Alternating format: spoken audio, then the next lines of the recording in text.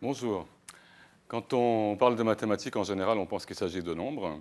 Alors, c'est loin d'être le cas, mais entre autres choses, il y a des nombres en mathématiques.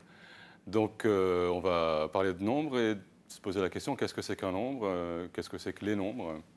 Par exemple, il y a beaucoup de choses qu'on peut écrire avec des chiffres.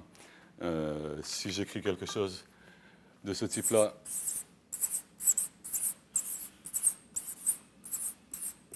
c'est assez clair ce que c'est. C'est pas un nombre, c'est un numéro de téléphone.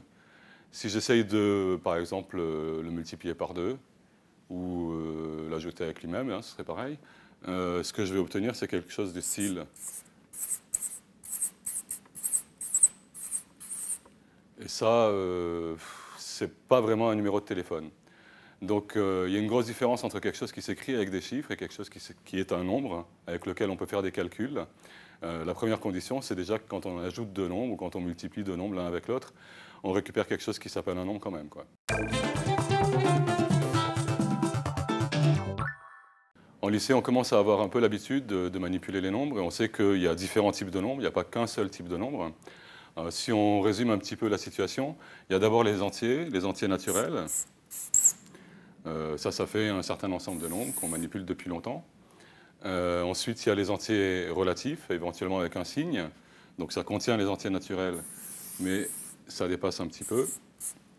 Donc grand Z, entier relatif, qui contient les entiers naturels. Là-dessus, il y a les fractions, donc on va dire plutôt les rationnels. Ça fait un ensemble encore un peu plus vaste, l'ensemble Q. Et puis il y a les réels, a priori ce qui semblerait être l'ensemble de tous les nombres possibles, imaginables. Donc grand R, l'ensemble des réels. Et en fait, on peut continuer à augmenter l'ensemble avec d'autres choses qu'on va appeler des nombres. Pour l'essentiel, depuis les entiers jusqu'au réel, c'est clair que la notion de nombre a évolué et que ce que signifie le mot nombre n'est plus exactement la même chose quand on parle des entiers ou quand on parle des réels. Alors ça ne s'est pas fait de façon très simple, linéaire, au cours de l'histoire de l'humanité. C'est des choses qui ont été clarifiées au fur et à mesure. Il est clair qu'on a commencé à manipuler des réels dès l'Antiquité, alors que les nombres négatifs, par exemple, étaient quelque chose qui était a priori prohibé et sur lequel on ne faisait absolument rien. Il a fallu attendre le Moyen-Âge, disons, pour commencer à utiliser des nombres négatifs comme artifice de calcul et toujours pas comme nombre en tant que tel. Donc c'est une longue histoire qui se met en place petit à petit, mais qui n'est pas quelque chose de linéaire qui va du plus simple vers le plus compliqué au fur et à mesure. C'est une histoire un peu longue et un peu tortueuse au fur et à mesure des avancées dont on a besoin. Alors quel est l'intérêt d'avoir les entiers relatifs par rapport aux entiers naturels ou les rationnels par rapport aux entiers relatifs? Essentiellement, c'est qu'a priori, ce qu'on souhaite avoir quand on a des nombres, c'est le moyen de faire des calculs. Et on se rend compte que dans n, dans les entiers naturels, on peut faire assez peu de calculs et que ça marche assez mal, disons, par rapport à tout ce qu'on veut faire. En particulier, quand on est en train d'essayer de résoudre des équations toutes bêtes ne réussissent pas à se résoudre à l'intérieur des entiers naturels. On est obligé de passer aux entiers relatifs ou aux rationnels. Donc la première nécessité pour passer d'un ensemble de nombres à un autre, au point de vue mathématique, c'est les calculs algébriques qu'on est amené à faire, les résolutions d'équations, etc. Donc par exemple, dans les entiers naturels, je vais avoir des nombres simplement positifs, 3, 7, des choses comme ça. Je peux faire des additions, des multiplications. Je peux en particulier, à partir de 3 et 7, arriver à un résultat. Et en général, quand en mathématiques, on est capable de faire les choses dans un sens, on essaye de les récupérer dans l'autre sens. Et donc, on essaye de récupérer les nombres qui ont pu produire ce résultat. Et bon, on peut trouver des solutions pour 3 et 7, mais on ne peut pas trouver des solutions pour n'importe quoi. Quand on est petit, on apprend que, par exemple, la soustraction n'est pas toujours possible. Et donc, pour réussir à trouver des solutions, par exemple, du style x plus quelque chose égale 10, si le quelque chose c'est 7, tout va bien. Si le quelque chose c'est 20, on a un petit peu du mal à le résoudre. Donc, on est obligé de prendre un ensemble un petit peu plus vaste, dans lequel ce type d'équation va avoir des solutions, mais forcément, on va perdre quelque chose. C'est-à-dire qu'on va avoir plus de nombres, il y aura plus de gens qui s'appelleront des nombres, Et donc, ils auront moins de bonnes propriétés, a priori, que ce qu'on avait au départ. Puisqu'ils vont être plus nombreux, ils auront des propriétés communes qui seront un petit peu moins nombreuses, mais au moins on réussira à résoudre des équations de ce type-là simplement avec une addition. Et quand on passe de z à q, c'est pareil, on essaye de faire en sorte de résoudre des équations avec des multiplications, c'est-à-dire de revenir en arrière. Là, on essaye de revenir en arrière par rapport à l'addition et de faire la soustraction, de revenir en arrière par rapport à la multiplication. Le passage de Q à R est quelque chose de plus compliqué, mais déjà, il s'agit de bien comprendre ce qui se passe au niveau des opérations algébriques et des ensembles de nombres qu'on est en train de fabriquer d'un point de vue mathématique.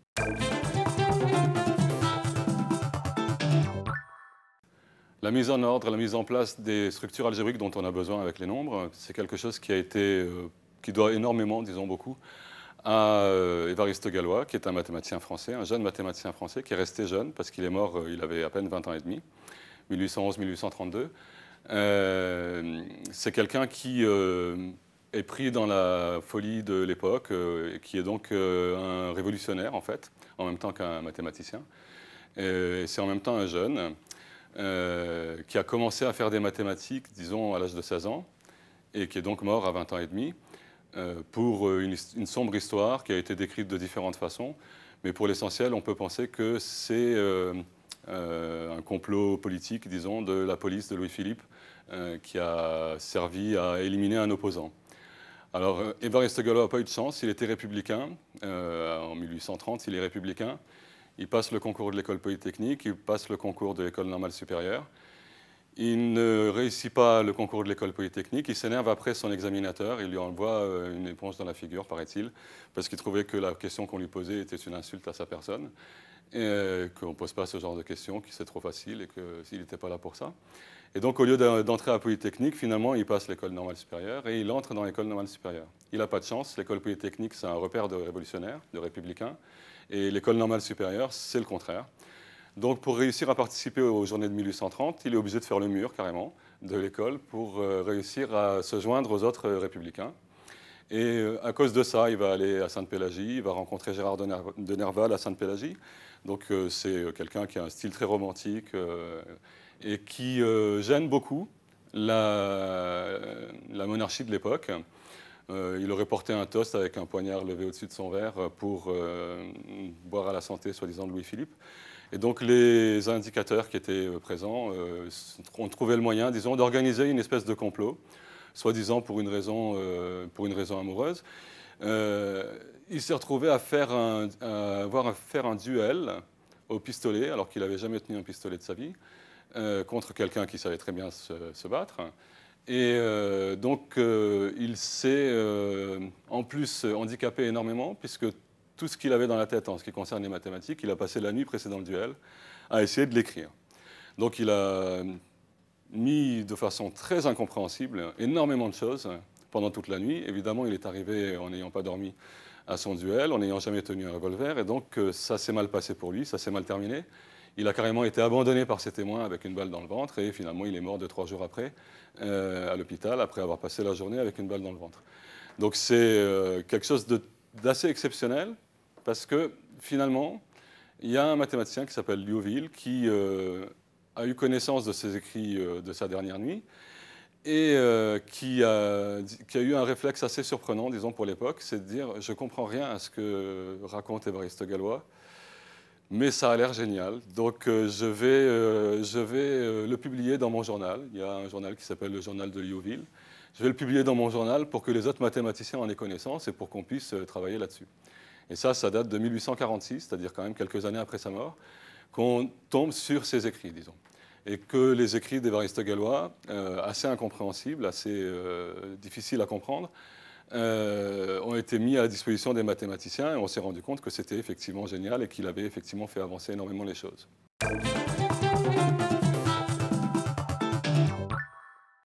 En fait, Évariste Galois travaille sur la résolution des équations de différents degrés. Et pour ça, il invente en fait ce qu'on appelle la théorie des groupes. Alors, pour voir de quoi il s'agit, on peut regarder sur un triangle équilatéral les transformations qui conservent le triangle équilatéral. Alors, comme il n'y a que 3 sommets, ça veut dire qu'il y a juste à échanger 3 éléments, les 3 sommets. Et donc, finalement, il n'y a que 6 transformations possibles. Et c'est effectivement des transformations géométriques qui conservent le triangle équilatéral.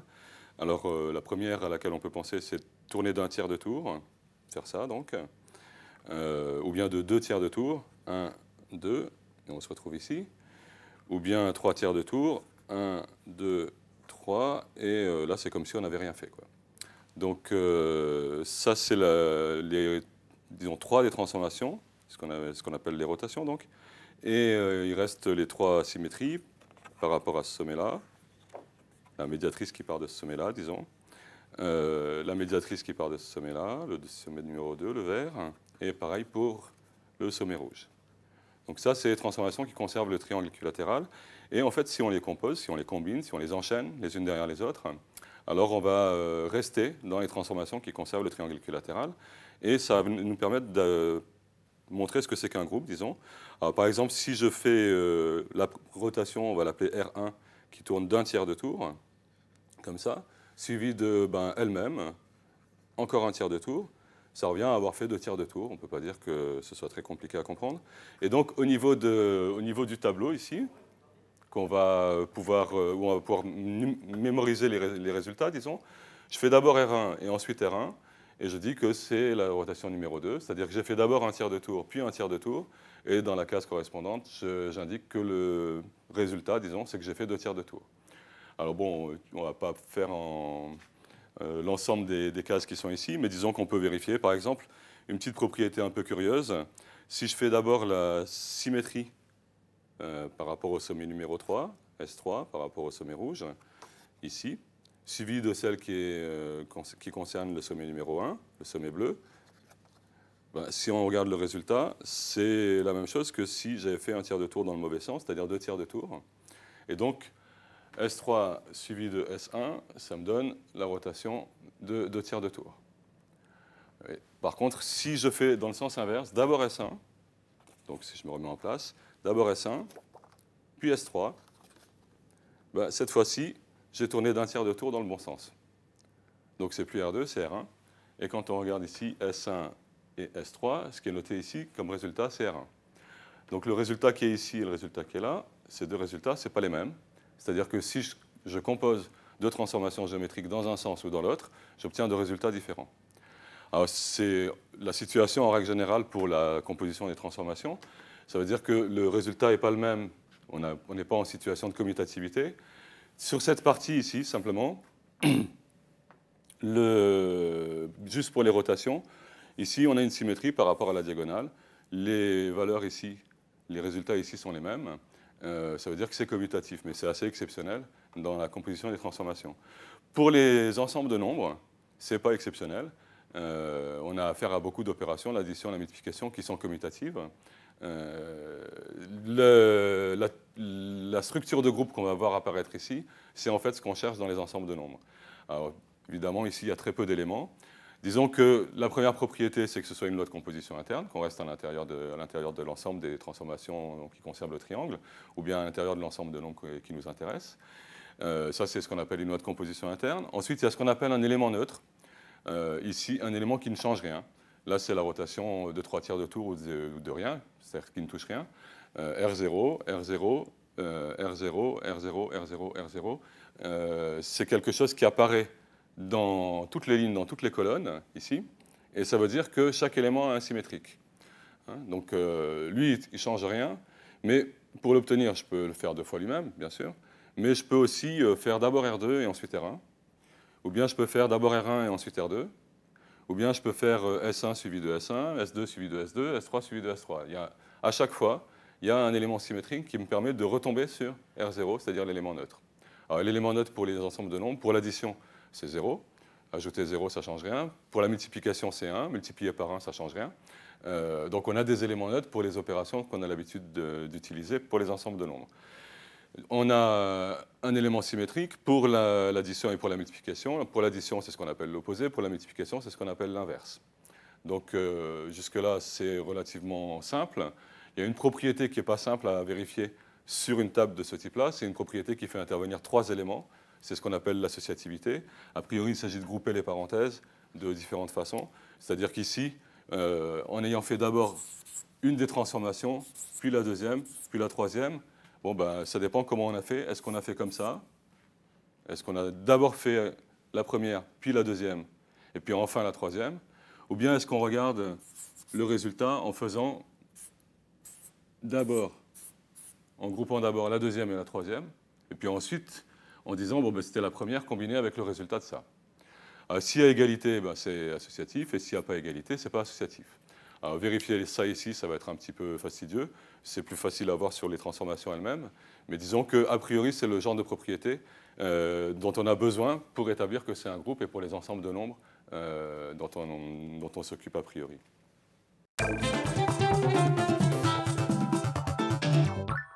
Alors, les ensembles de nombres sont imbriqués comme ça les uns à l'intérieur des autres, n, z, q, r. Ces ensembles de nombres, ils ne nous intéressent pas en tant qu'ensemble simplement, mais avec leurs opérations. Si on cherche les propriétés de ces ensembles, ben pour n, il n'y a rien. Par rapport à un groupe, ce n'est pas intéressant. Pour z, avec l'addition, ça c'est un groupe. C'est même un groupe commutatif. Z avec la multiplication, non, pas du tout. Pour Q, avec l'addition, on a affaire à un groupe, il n'y a pas de problème. Avec la multiplication, on est obligé d'exclure le 0. Donc on va parler des rationnels sauf 0. Pour la multiplication, on a affaire à un groupe aussi. Donc ça, c'est bien. Pour R, ben, il n'y a rien de nouveau. R avec l'addition et R avec la multiplication, ça va être un groupe aussi. Alors, puisque pour ces ensembles-là, on a deux opérations, eh ben, c'est quelque chose qu'on va résumer avec une propriété quand même qui lie les deux. C'est ce qu'on appelle la distributivité, qu'on voit dès la classe de 6e. On va dire que Q plus est multiplié. Ça, c'est ce qu'on appelle un corps. Et on a la même propriété pour R, et on aura la même propriété pour l'ensemble des complexes. C'est-à-dire que R avec l'addition et avec la multiplication, c'est un corps. C avec la multiplication et avec l'addition, c'est un corps aussi. Alors qu'est-ce qui se passe? Pourquoi on a eu besoin de tout ça? Ben parce que ici, il y a un passage qui est quelque chose qui n'est pas du tout algébrique, qui ne concerne pas la théorie des groupes ou la théorie des corps, mais qui est quelque chose qui concerne l'analyse, la façon dont on a augmenté Q pour passer à R est quelque chose qui est purement analytique et qui est dû en particulier à ce qu'a fait un mathématicien du début du 19e siècle aussi, qui s'appelle Cauchy. Cauchy, c'est le baron Cauchy, donc ce n'est pas le même personnage qu'Évariste Galois. C'est quelqu'un qui est bien installé bien dans l'institution, qui a vécu assez longtemps, et qui est donc responsable de la remise en ordre de l'analyse, disons, qui permet de construire en particulier les réels de façon propre. Donc Cauchy a fait un célèbre cours à l'École polytechnique dans les années 1820, où il donne des définitions enfin claires de ce que ça veut dire une limite pour une suite ou pour une fonction. Des choses assez compliquées qu'on ne rencontre pas tellement dans l'enseignement secondaire, mais qui permettent de clarifier les choses, et en particulier pour construire l'ensemble des réels. Alors il y a quelque chose qui pose un problème depuis l'Antiquité, c'est une vieille histoire, hein, c'est l'histoire de la racine carrée de 2. Les pythagoriciens en particulier voient bien que si j'ai un carré de côté 1 ici, et que c'est vraiment un carré, la diagonale ici, elle existe, on peut la voir, on espère la mesurer, la calculer. D'après le théorème de Pythagore, elle vaut racine de 2, et on n'arrive pas à la construire proprement, ce n'est pas une fraction. Alors, il y a plein de façons de démontrer le fait que racine de 2 n'est pas une fraction.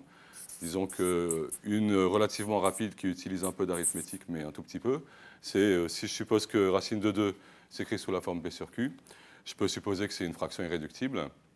Si c'est une fraction irréductible, quand j'élève au carré, ben, le carré de racine de 2, c'est 2, égale P2 sur Q2. Ça, c'est aussi une fraction irréductible. Si P sur Q était déjà irréductible, P2 sur Q2 est aussi irréductible. Pas de chance, 2, c'est aussi une fraction irréductible. Et donc, puisqu'on a affaire qu'à des nombres positifs ici, forcément P2 égale 2, Q2 égale 1. Ça veut dire qu'en fait, si racine de 2 était un rationnel, ce serait un entier. Et donc, puisque P au carré serait égal à 2, on aurait une solution entière pour l'équation élévation au carré égale 2. Donc, on voit bien que 1, ça ne marche pas, 2, ça ne marche pas, que c'est entre les deux et qu'on n'y arrivera pas. Donc, ce nombre-là pose un problème. C'est un nombre, il existe, il est réel, tout ça, mais on n'arrive pas à l'exprimer avec ce qu'on connaît des nombres. à savoir les rationnels à l'époque. Donc il faut créer quelque chose d'autre. Et le quelque chose d'autre, pour réussir à le créer proprement, pour réussir à en faire quelque chose de propre, il faut attendre des définitions de limites qui sont données par Cauchy. Et en particulier, il y a ce qu'on appelle maintenant des suites de Cauchy, qui sont des suites dont on peut constater qu'elles voudraient converger, qu'elles n'ont pas l'air de converger vers un rationnel, et que donc la limite en question, ça va être la définition du réel correspondant. Donc on va pouvoir créer l'ensemble des réels de façon analytique, tout en conservant, heureusement, les propriétés de théorie des corps et de théorie des groupes qui ont été données par les définitions de Galois.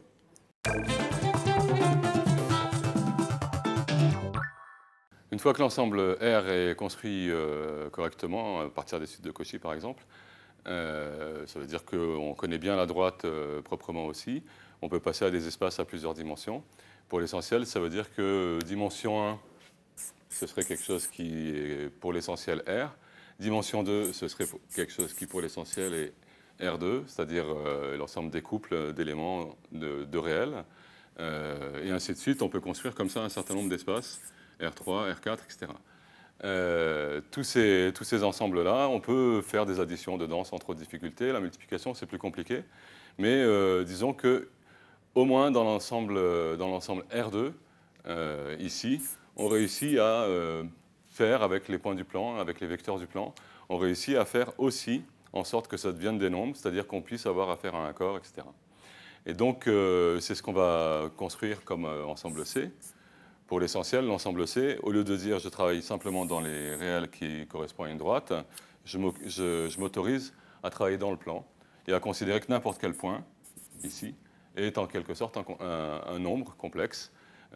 Ça contient les réels qui sont ici, et il y en a bien d'autres, puisque c'est des couples.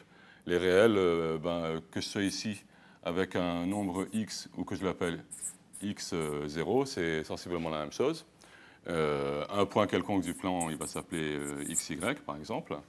Et cette chose-là, je peux décider que c'est x et y ici, c'est deux éléments importants pour caractériser le complexe. Alors, il va y avoir un complexe particulier qui dirige cette droite et un complexe particulier qui dirige cette droite. Ici, on va avoir 1 et ici, on va avoir i. L'addition ne pose pas de problème. La multiplication va commencer à être plus délicate pour réussir à considérer que C contient malgré tout R. C'est clair qu'on a un petit peu du mal. Il y a une identification, mais quand même, a priori, C, c'est des couples. Alors bon, on a une définition, disons, de l'opération qui est basée, pour l'essentiel, sur ce qu'on fait dans le calcul polynomial, le calcul littéral habituel. Il y a une deuxième façon de définir les complexes, qui est de dire un complexe, c'est quelque chose qui a une certaine longueur à partir de l'origine, ici, et puis un certain angle, ici, à partir de cette demi-droite-là. Bien, et donc j'ai ici ce qu'on appelle le module, et ici ce qu'on appelle l'argument, qui vont me permettre de définir les complexes et de penser que les complexes, c'est en quelque sorte des transformations géométriques aussi. Par exemple, ce point-là, pour lequel la longueur ici vaut 1 et l'angle ici, donc l'argument, vaut pi sur 2, ça correspond simplement à faire un quart de tour. C'est-à-dire que je suis comme ça, et je fais un quart de tour ici. Et donc, le complexe I, si je le fais deux fois, comme on avait fait avec le triangle, une première fois, puis une deuxième fois, je me retrouve dans la situation ici, opposée à 1, à moins 1. C'est anecdotique, I carré est égal à moins 1. Faire deux fois de suite la transformation, c'est faire simplement la symétrie ici. Donc c'est anecdotique, I carré est égal à moins 1, mais c'est symbolique aussi du fait que depuis le début, au fur et à mesure qu'on a augmenté les ensembles de nombres pour essayer d'avoir les bonnes propriétés de groupe, de corps, etc., eh bien, on a perdu un certain nombre de propriétés aussi en même temps. C'est-à-dire qu'on a gagné d'un côté, mais on a perdu de l'autre, forcément. Quand on regarde au départ l'ensemble des entiers naturels, on peut prendre n'importe quelle collection d'entiers naturels, il y en a toujours un qui est le plus petit. Toujours un qui est plus petit de tous les entiers qui nous intéressent. Je prends n'importe quoi, les entiers pairs, il y en a un qui est plus petit. Je prends les entiers ceci, cela, qui vérifient telle et telle condition. Il y en a un toujours qui est le plus petit, quelle que soit la condition que je donne. Dès qu'on passe à Z, pour essayer d'avoir affaire à un groupe additif, c'est quelque chose qui est perdu, puisque par exemple, pour les entiers pairs relatifs, il n'y a évidemment pas de plus petit élément, puisque ça part vers moins l'infini. Donc, à chaque étape, on va perdre quelque chose et gagner de l'autre. Là, on va annoncer à grand renfort de trompette et de tambour qu'il y a quelque chose qui ne va pas, puisque i carré est égal à moins 1, et qu'on sait qu'un carré est toujours positif. Il y a un truc qu'on a perdu en passant de R à C. Il y a un truc qu'on perd, c'est les relations entre les opérations et l'ordre. Bon, on peut mettre un ordre sur l'ensemble des complexes, mais ça ne marchera pas, ce ne sera pas compatible avec les opérations. Si on veut continuer, en fait, on a quasiment terminé. Si on veut continuer, on pourra faire quelque chose du même type dans R puissance 4. Ici, ça marchera. Et puis dans R puissance 8, ici, ça va marcher aussi. Mais à chaque fois, on perd de plus en plus de choses. Là, c'est carrément au niveau algébrique qu'on va perdre quelque chose. C'est-à-dire qu'ici, on va perdre la commutativité, et ici, on va perdre l'associativité, c'est-à-dire quelque chose qui va vraiment poser problème. Mais disons qu'a priori, le fait d'avoir perdu les relations avec la relation d'ordre, disons, est quelque chose de pas si dramatique que ça. C'est même si on regarde la façon dont les choses ont été faites les années précédentes, en particulier en collège, pourquoi est-ce qu'à un moment donné, on a une espèce de parabole comme ça, voilà. Donc c'est censé être la parabole y égale x2, ici. Et on se dit, chaque nombre a un carré, et chaque nombre a une racine carrée. Non, ça dépend. S'il est positif, il a une racine carrée. S'il est négatif, il n'en a pas. Jusqu'à preuve du contraire, ici, ce nombre-là, il a deux antécédents, avec l'application f de x égale x2. Et il n'y a pas de raison, a priori, de décider qu'il y en a une qui est mieux que l'autre, qu'il y en a une qu'il faut appeler la racine carrée de, et l'autre on la jette et on dit qu'elle est négative et c'est pas bien, et c'est simplement moins racine carrée de, etc. Donc a priori il y a deux racines, et c'est quelque chose qui est assez extraordinaire dans l'ensemble des complexes, c'est qu'on peut prendre n'importe quelle équation, on va trouver des solutions, et des solutions qui sont à l'intérieur des complexes. En particulier, si on s'intéresse à l'équation, en règle générale, les complexes, on les appelle plus x, on les appelle z. Si on s'intéresse à l'équation z puissance n égale 1, si on reste à l'intérieur des réels et qu'on regarde x puissance n égale 1, c'est pas très intéressant, il n'y a pas grand-chose à dire, en général. Ici, c'est quelque chose d'assez extraordinaire au niveau géométrique, disons, puisque c'est quelque chose qu'on peut traduire en termes de modules et d'arguments. En termes de modules, on élève à la puissance n, ça revient à élever le module à la puissance n et à trouver 1. Mais le module, c'est un nombre positif, élevé à la puissance n égale 1, ça veut dire que le module est égal à 1. Le module ici est égal à 1. Et puis l'argument correspondant, quand on multiplie un complexe, on est en train d'ajouter les arguments. Donc ici, le z puissance n, c'est quelque chose qui va avoir comme argument n fois θ. Et ce truc-là doit être l'argument de 1. L'argument de 1, ça, c'est quelque chose qui va se traduire au niveau géométrique. L'argument de 1, c'est le 1 ici, c'est 0, ou c'est 2pi, ou c'est 4pi, etc., si on travaille en radian. Et donc ici, on va faire apparaître, sur un cercle,